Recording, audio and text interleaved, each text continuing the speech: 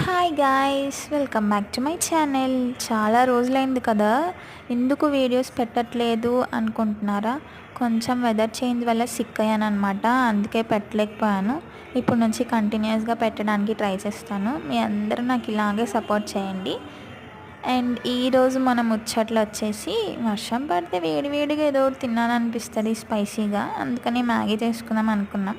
మాకు వచ్చింది అదొకటే, అండ్ అదొక్కటే అవైలబుల్గా చేసుకోగలం ఇక్కడ హాస్టల్ కాబట్టి. ఎప్పుడులాగే చేస్తున్నాము, కొత్తగా ఏం కాదు.